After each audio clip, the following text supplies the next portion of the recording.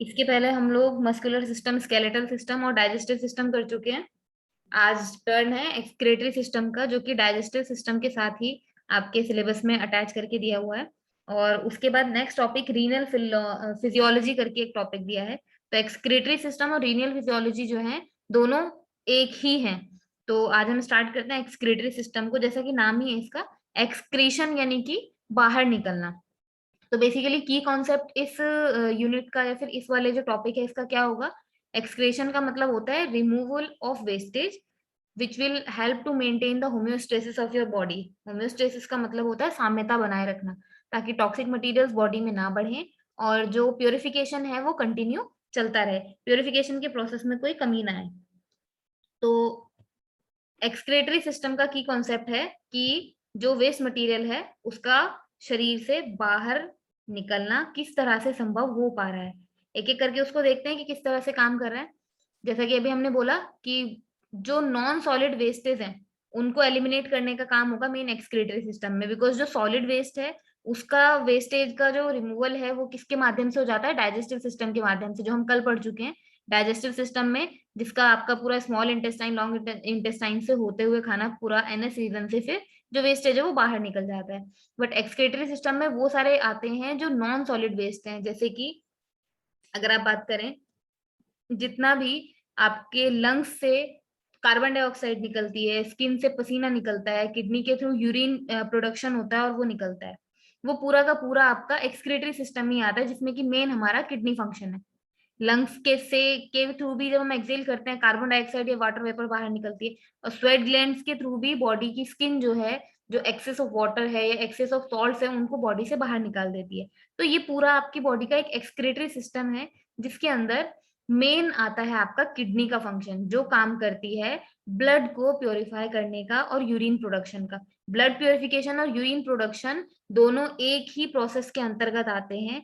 जब ब्लड का प्योरिफिकेशन होता है तो उसमें जो वेस्ट मटेरियल बचते हैं वो एक लिक्विड के साथ मिलते हुए बॉडी से जब बाहर निकलते हैं उस वही यूरिन कहलाता है। तो ये चीज ध्यान रखेंगे, जो हार्ट का सिस्टम है वो केवल और केवल ब्लड को पंप करने का काम करता है, जबकि जो फिल्ट्रेशन का मेन काम है वो कहाँ पे होता है, किडनी में होता है। इस तरह का एक बॉडी स्ट्रक्चर अगर आपके सामने हो, तो लोकेशन अगर हम देखें किडनी की, लंग्स के ठीक नीचे, जहां पे आपका, इस डायग्राम को हम जूम करके देख लेते हैं, जहां पे आपका लंग्स के नीचे वाला एरिया, जहां स्मॉल इंटेस्टाइन और लार्ज इंटेस्टाइन थी, लार्ज इंटेस्टाइन के ठीक पीछे की साइड, यानी कि बैक साइड में, आगे की तरफ तो आपका पेट वाला हिस्सा होता है जहां पे आपकी इंटेस्टाइन है, उसके ठीक पीछे की तरफ ये आपकी किडनीज होती हैं। ठीक है, तो एब्डोमेन का जो डोर्सल पोर्शन है उसके ठीक बैक साइड में दोनों किडनी होंगी। और जैसा कि हमने ये देखा था, लीवर जो है वो, उसके दो लोब्स होते हैं। राइट साइड में एक लोब बड़ा होता है, लेफ्ट साइड में एक लोब छोटा होता है। तो किडनी की जो पोजीशन है वो कभी भी इवन नहीं होती है, क्योंकि ये राइट लोब लीवर का बड़ा है, उसकी वजह से जो राइट किडनी है ये थोड़ी सी नीचे शिफ्टेड रहती है। तो जब भी इनको एक लाइन में देखा जाएगा, ट्रांसवर्स लाइन में, तो लेफ्ट किडनी हमेशा थोड़ी सी ऊपर होगी बैक साइड में, यानी कि पीछे आपकी कमर की साइड से इसको देखा जाएगा। और जो राइट किडनी है वो आपकी थोड़ी सी नीचे शिफ्टेड होगी due to the position of liver. अब अगर हम इसमें देखें, जो पूरा एक्सक्रीटरी सिस्टम किडनी से हमारा बना हुआ है, इसमें कौन कौन से आपके पार्ट्स आते हैं, तो इसका स्ट्रक्चर कुछ ऐसा है, जिसमें कि दो किडनी है, ये जो रेड रेड कलर के लोब्स आपको दिख रहे हैं बीन शेप के, किडनी है। और इन किडनी के अंदर functional unit of nephron exist करती है, जो मेन काम करती है प्योरिफिकेशन का। उसके बाद दूसरा बॉडी पार्ट जो आता है वो आता है यूरेटर। यूरेटर यानी ये पाइप्स जिनके थ्रू फिल्टर किया हुआ यूरिन आता है ब्लैडर तक, यूरिनरी ब्लैडर तक। यूरिनरी ब्लैडर क्या है, जिसको हिंदी में मूत्राशय कहा जाता है, जहां पर आकर आपका यूरिन इकट्ठा हो जाता है। और लास्ट में जिस मार्ग से यूरिन निकलता है दैट इज कॉल्ड यूरेथ्रा। तो स्ट्रक्चर ऑफ एक्सक्रीटरी सिस्टम में ये चार इसी ऑर्डर में आपको याद रखने हैं। इनके ऑर्डर से कई बार बहुत सारे क्वेश्चंस बनते हैं, ऑर्डर को ध्यान रखेंगे। सबसे पहले किडनी है, और किडनी से भी पहले आपके जो टर्म्स आएंगी वो आएंगी एरोट्रा आर्टरी या फिर रीनल आर्टरी नाम से। और उसके बाद, क्योंकि रीनल आर्टरी जो है, रीनल आर्टरी बेसिकली क्या है, जो ब्लड को लेकर आ रही है हार्ट से और किडनी में छोड़ देगी, यहाँ से ब्लड का प्योरिफिकेशन हो जाएगा और वो वापस ये वेना कावा के थ्रू बाकी पूरी बॉडी में, और अगेन भेज दिया जाएगा आपके हार्ट की तरफ। लेकिन ये आपके एक्सक्रीटरी सिस्टम में कुछ भी एक्सक्रेट नहीं कर रही है, मतलब बाहर नहीं छोड़ रही है। इसलिए अगर केवल इस पर्टिकुलर जो आपका फिल्ट्रेशन वाला प्रोसेस है उसके ऑर्गन्स की बात की जाए तो उसमें आर्टरीज को और वेन्स को नहीं काउंट किया जाता वहां पे, क्योंकि फिल्ट्रेशन आपका जो यूरिन प्रोडक्शन हो रहा है वो यहीं से स्टार्ट हो रहा है, किडनी से। वो किडनी से होते हुए कहाँ पे आएगा, यूरेटर में। यूरेटर जो कि किडनी को और यूरिनरी ब्लैडर को कनेक्ट करता है, और उसके बाद यूरिनरी ब्लैडर से जब यूरिन इकट्ठा होता रहेगा तो जब ये भर जाता है, एक आपका जो सेंट्रल नर्वस सिस्टम है उसके थ्रू सिग्नल जनरेट किया जाता है, जिससे आपको एहसास होता है, आपको अर्ज होता है कि अब हमें यूरिन को पास आउट करना है। तब जाकर यूरेथ्रा जो है वो ओपन होता है। तो यूरेथ्रा जो है, यूरेथ्रा जो आपकी मूत्राशय की नली होती है वो वॉलेंट्री कंट्रोल में होती है, इसको आप अपनी इच्छा के अनुसार ओपन कर सकते हैं। बट जो ऊपर से आपका यूरेटर से आ रहा है यूरिन, इसको आप कंट्रोल नहीं कर सकते। तो इस तरह से अगर हम इसका एक स्ट्रक्चर देखें, पूरे स्ट्रक्चर में जो एक्सक्रीटरी सिस्टम है उसके स्ट्रक्चर में ब्लड आता है आपका एरोटा से, यानी कि रीनल आर्टरी से, जो कि आर्टरी का मतलब होता है अवे फ्रॉम द हार्ट। इसको आप ऐसे याद रख सकते हैं, आर्टरीज जो हैं, ए फॉर आर्टरी और ए फॉर अवे, यानी कि हार्ट से अवे जो लेकर आएगा, तो हार्ट से अवे लेके आने वाला आर्टरी, और हार्ट की तरफ लेकर जाने वाला वेन्स। ठीक है, हार्ट की तरफ जो जाएंगी वो वेन्स होंगे, हार्ट से दूर की तरफ जो आएंगी वो आर्टरीज होंगी। तो आर्टरीज से होता हुआ ब्लड यहाँ आएगा और बाकी फिर वापस आपका वेन्स के थ्रू पूरी बॉडी में चला जाएगा। तो अगर हम इस पूरे स्ट्रक्चर को ध्यान से देखें तो हम क्या क्या चीजें इसमें ध्यान रख सकते हैं जो एग्जाम पर्पज से इंपॉर्टेंट होंगी। रीनल आर्टरी जो है वो क्या काम करेगी, आर्टरी यानी कि उसमें हार्ट से दूर की तरफ आ रहा है, तो ये ब्लड को किडनी की तरफ लेकर आएगी हार्ट से। It will bring the blood to kidney from heart. Renal veins क्या काम करेंगी, it will carry the blood from kidney to heart, यानी कि जो आपकी ये वेन्स हैं, जितना भी इम्प्योर ब्लड है उसको वो अगेन सर्कुलेट करेंगी और वो हार्ट तक लेकर जाएंगी। वो फिर पंप होगा और फिर इसी तरह से हार्ट तक जाने के बाद लंग से रेस्पिरेशन होगा, ऑक्सीजन की मिक्सिंग उसमें होगी, और तब फिर से इम्प्योर ब्लड इधर आना आपका स्टार्ट होगा। तो यहाँ पर यूरेटर जो है वो क्या काम करेगा, यूरेटर आपका ये वाला पोर्शन है, ये जो किडनी से ये पाइप्स आ रहे हैं दोनों साइड से, ये बेसिकली क्या काम करते हैं, इनका जो ये वाला पॉइंट है ना कनेक्शन वाला, इसको हीलिस बोलते हैं। तो यूरेटर का जो कनेक्शन पॉइंट है जो किडनी से जहां से वो बाहर आ रहा है उसका नाम है हीलस। अगर एक सीरीज में इनको अरेंज करने के लिए दिया जाए कुछ नामों को, जैसे कि artery, when, urethra, ureter, kidney और हीलस, तो आपको उसी ऑर्डर में इनको अरेंज करना है जिस ऑर्डर में ये प्रोड्यूस कर रहे हैं यूरिन को, यानी कि ऊपर से नीचे की ओर। सबसे पहले आर्टरी, उसके बाद किडनी, किडनी के बाद हीलस, हीलस के बाद यूरेटर, यूरेटर के बाद यूरिनरी ब्लैडर, और फिर लास्ट में यूरेथ्रा। तो ये ऑर्डर आपको अरेंज करना होता है, इस ऑर्डर को ही आपको ध्यान रखना है। उसके बाद अगर हम देखें, ये जो आपका यूरेथर है, यूरेटर है, ये अंदर जो इसका एंटीरियर पार्ट है वो रीनल पेल्विस से अटैच्ड होता है। रीनल पेल्विस इस पोर्शन को बोलते हैं जो किडनी के अंदर जहां से यूरेटर स्टार्ट हो रहा है, ये वाला जो पोर्शन है ये रीनल पेल्विस का पोर्शन है। तो यूरिन जो है ब्लैडर में स्टोर होगा और उसके बाद यूरेथ्रा के थ्रू बाहर फेंक दिया जाएगा, ये इसका एक ओवरऑल फंक्शन है। बट एक चीज इसमें ध्यान देने वाली क्या है, ऊपर से इम्प्योर ब्लड आया, किडनी में गया, किडनी से प्योर ब्लड निकलकर बाकी पूरी बॉडी में भेज दिया गया। अब बात ये है कि ये जो प्योरिफिकेशन हुआ ये कैसे हुआ, क्योंकि प्योरिफिकेशन में जो एक्सट्रैक्ट बचा वही तो लिक्विड मिलके यूरिन बना है, लेकिन वो प्योरिफिकेशन जो हुआ वो किसके थ्रू हुआ, तो प्योरिफिकेशन जो है वो आपका होता है किडनी के अंदर। ये जो छोटे छोटे आप देख रहे हैं नेफ्रॉन्स, ये जो स्ट्रक्चर्स हैं, इन स्ट्रक्चर्स के थ्रू आपकी किडनी ब्लड को प्योर करती है, ब्लड में मिक्सिंग करती है, उसका जितना भी पोर्शन ऐसा है जो अनवांटेड है उसमें से टॉक्सिक मटेरियल्स को निकालती है। तो सॉरी, किडनी की कुछ चीजें ऐसी हैं जो आपको पता होना चाहिए। उसके बाद हम नेफ्रॉन का स्ट्रक्चर देखते हैं कि नेफ्रॉन किस तरह से काम करता है। तो बेसिक सबसे पहली चीज है, किडनी की जो साइंटिफिक स्टडी है उसको नेफ्रोलॉजी बोलते हैं। ये आप ध्यान रखेंगे क्योंकि किडनी के अंदर नेफ्रॉन्स हैं जिनके बेस पे मेन किडनी का फंक्शन हो रहा है, इसलिए किडनी की जो स्टडी है उसको नेफ्रोलॉजी कहा जाता है। किडनी के दोनों किडनीज के ऊपर एक एक एड्रेनल ग्लैंड आपको मिलती है। यहाँ पे डायग्राम में दिखाई नहीं गई है, बट एड्रेनल ग्लैंड दोनों के ऊपर होती है। और ये चीज ध्यान रखने वाली है, क्योंकि कई बार स्ट्रक्चर हमने देखे हुए रहते हैं कि एड्रेनल ग्लैंड है और किडनी का जो सिस्टम है वो एक्सक्रेटरी सिस्टम है। तो यहाँ पे ये एंडोक्राइन ग्लैंड का कुछ भी काम नहीं है, ये केवल इसके ऊपर प्लेस्ड होती है। कई बार क्या होता है, डायग्राम की बच्चों को याद रहती है और वो एडर्नल ग्लैंड को भी एक्सक्रीटरी सिस्टम का हिस्सा बता देते हैं। एडर्नल ग्लैंड जो है वो एंडोक्राइन ग्लैंड है, यानी कि वो अंदर की तरफ सिक्रेशन करेगी जितने हार्मोन्स होंगे उनका। जबकि एक्सक्रीटरी का मतलब होता है बाहर की तरफ सिक्रेट करना या बाहर की तरफ फेंकना। तो एंडोक्राइन ग्लैंड्स कभी भी एक्सक्रीटरी सिस्टम में हेल्पफुल नहीं हो सकती। यहाँ पे एडर्नल ग्लैंड जो इसके किडनी के ऊपर प्रेजेंट रहती है, ये केवल प्लेस्ड रहती है, सपोर्ट रहता है उसका, बट यहाँ पर उसका कोई भी रोल एक्सक्रेशन में नहीं होता है। दोनों किडनीज जो है आपकी थोरेसिक के लास्ट पोर्शन से लेके नंबर 4 L4 तक लोकेटेड रहती हैं, यानी कि T12 से लेके L4 तक के जो वर्टिब्रा है उनके बीच में आपकी दोनों किडनी की पोजीशन रहती है। किडनी की जो विड्थ है यानी कि चौड़ाई है वो लगभग 5 से 7 सेंटीमीटर की होती है। थिकनेस यानी कि जो इसकी मोटाई है कितनी मोटी होगी, लगभग 2 से 3 सेंटीमीटर मोटी होती है।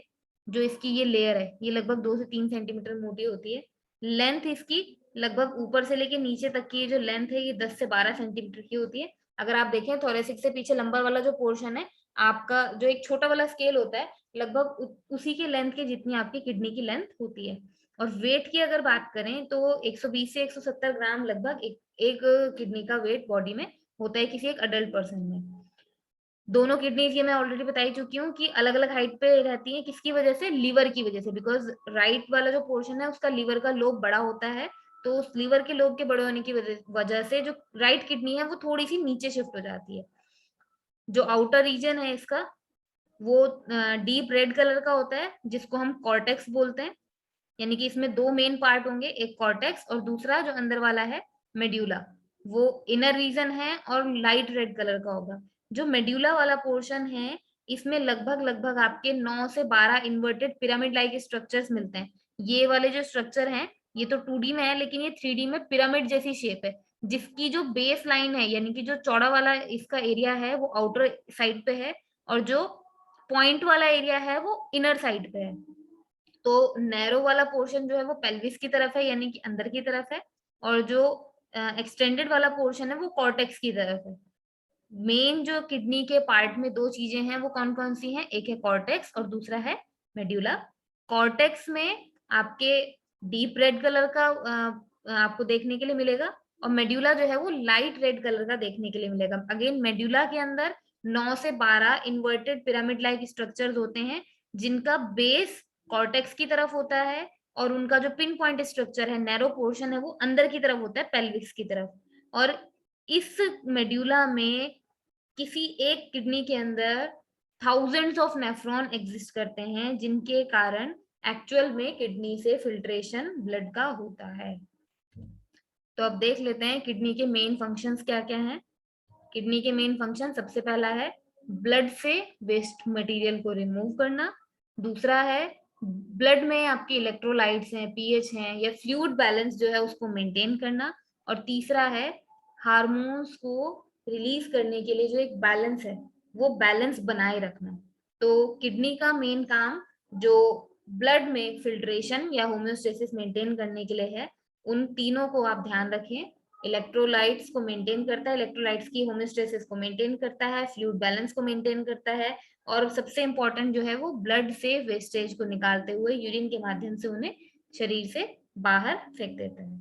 यहाँ पे ये जो डायग्राम दिखाया गया है, इस डायग्राम से आप देख सकते हैं इस तरह से ये जो आर्टरीज और वेन्स आ रही हैं ये पूरी अंदर किडनी में फैली हुई रहती हैं। ये आर्टरीज जो है अंदर छोटे छोटे कैपिलरीज में डिवाइडेड रहती हैं, वेन्स भी अंदर छोटे छोटे कैपिलरीज में डिवाइडेड रहती हैं। और आर्टरी और वेन्स जो है वो बेसिकली क्या है, एक ही पाइप नुमा स्ट्रक्चर है जो आधा आर्टरी कहलाता है और आधा वेन कहलाता है। जहां तक उसमें ऑक्सीजनेटेड ब्लड जा रहा है वहां तक उसको हम आर्टरी कहेंगे। जहां से वो कैपिलरी से ब्लड का ऑक्सीजन जो है वो शिफ्ट हुआ और वो डीऑक्सीजनेट हुआ, वहीं से उसको हम वेन कहना स्टार्ट कर देते हैं। तो इस तरह से आर्टरी से ब्लड आएगा, इस तरह से ये अंदर जाएगा और जो डीऑक्सीजनेटेड ब्लड है अगेन वो पंप कर दिया जाएगा ऊपर की तरफ। तो ये पूरा जो प्रोसेस है किडनी के अंदर, ये नेफ्रॉन्स की मदद से फिल्ट्रेशन करता है। तो नेफ्रॉन का बेसिक जो स्ट्रक्चर है वो कुछ इस तरह का होता है। एक नेफ्रॉन को हम एक फंक्शनल या फिर स्ट्रक्चरल यूनिट बोलते हैं। यहाँ पे आप देख पाएंगे कि नेफ्रॉन जो है, ये जो नेफ्रॉन है आपका, ये नेफ्रॉन के बहुत सारे स्ट्रक्चर हैं यहाँ पे। यहाँ पे पर्टिकुलर जो जॉइंट है, जिस जॉइंट में ये फिल्ट्रेशन हुआ है, क्योंकि आर्टरी आई है और वेन यहाँ से चली गई है, तो बीच में ये जो आपके पिरामिड लाइक स्ट्रक्चर्स हैं जिनकी वजह से ये फिल्ट्रेशन हो पा रहा है, ये पिरामिड लाइक स्ट्रक्चर्स के अंदर नेफ्रॉन कुछ इस तरह का दिखता है। तो नेफ्रॉन की जब हम बात करें तो इसमें दो मेन चीजें होती हैं, एक होता है बोमेंस कैप्सूल और एक होता है ट्यूबुलर पोर्शन।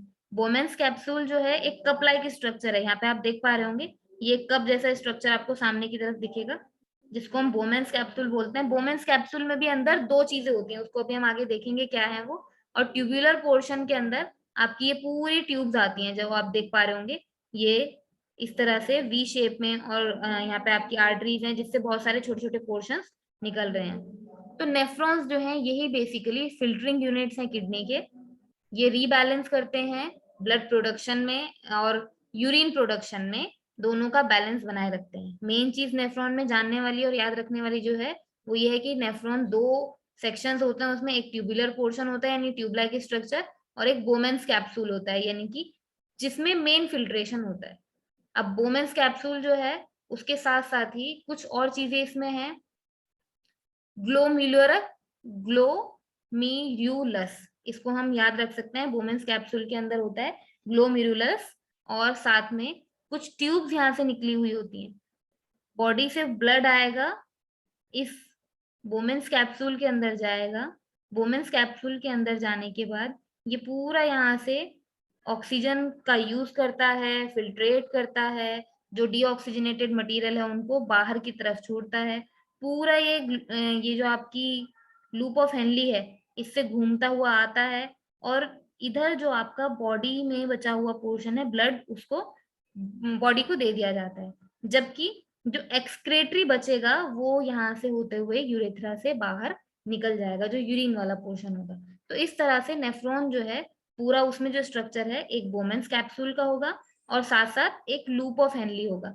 बोमेंस कैप्सूल पहला जो आपका मेन पार्ट है, और दूसरा जो ट्यूब्यूल्स का स्ट्रक्चर है, उन ट्यूब्यूल्स के स्ट्रक्चर में एक लूप ऑफ हेनली है, एक नेफ्रॉन्स है, और कुछ डक्ट्स ऐसी हैं जो यूरिन को कलेक्ट करती हैं नेफ्रॉन से और साथ ही साथ उसको यूरेटर तक छोड़ कर आती हैं। ये नाम हमारे लिए मेन है जो हमें याद रखने हैं। इन नामों को याद रखने के लिए छोटे छोटे से ट्रिक्स हैं जिनके माध्यम से हम इनको याद रख सकते हैं।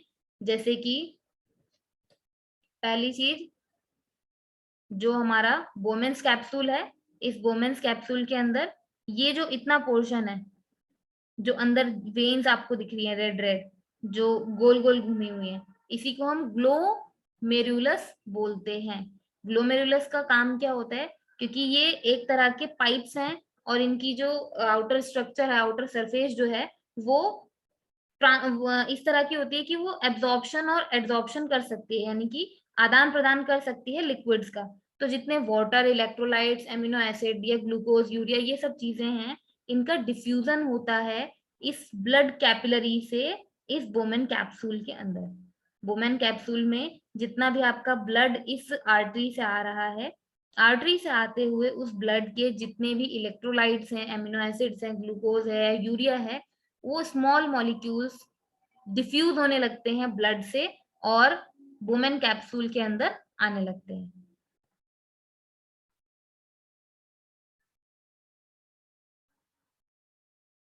नेफ्रॉन जो है ब्लड को क्लीन करने के लिए एक 3 स्टेप प्रोसेस को फॉलो करता है, जिसमें पहला स्टेप है आपका फिल्ट्रेशन ऑफ ब्लड, और वो फिल्ट्रेशन ऑफ ब्लड आपका किसके माध्यम से होता है, नेफ्रॉन्स के माध्यम से। और नेफ्रॉन में सबसे पहला जो आपका बोमेन्स कैप्सूल है, यहीं पे आपका फिल्ट्रेशन स्टार्ट हो जाता है। बोमेन्स कैप्सूल का ये स्ट्रक्चर साइड में आपको दिखाया गया है जूम करके, जिसमें कि बाहर की तरफ एक कैप्सूल नुमा स्ट्रक्चर है और अंदर जो है ब्लड की आर्टरीज हैं जो सर्कुलर शेप में आपको मिलेंगी। यहाँ पे क्या होगा, ब्लड में जो भी आपके इलेक्ट्रोलाइट्स हैं, अमीनो एसिड्स हैं, यूरिया है, ग्लूकोज है, वो डिफ्यूज होना स्टार्ट करेगा इस बोमेन्स कैप्सूल के अंदर। उसके बाद फिल्ट्रेशन के बाद सेकेंड स्टेप आएगा आपका रीएब्जॉर्प्शन ऑफ मटेरियल। और ये रीएब्जॉर्प्शन कहाँ पे होना स्टार्ट होगा? ये जो आप ट्यूब लाइक स्ट्रक्चर देख रहे हैं ना, ट्यूब्यूल्स देख रहे हैं, लूप ऑफ हेनली वाला, यहाँ पे जो ब्लड नीचे की तरफ आएगा, यहाँ पे बचा हुआ वाटर रीएब्जॉर्ब होने लगेगा बॉडी में। और जो वाटर रीएब्जॉर्ब होगा बॉडी में, उसी के बेस पर यूरिन का प्रोडक्शन होता है, जो लूप ऑफ हेनली से होता हुआ आपके बॉडी में जो आगे आपकी यूरेथ्रा है वहां तक पहुंचा दिया जाता है।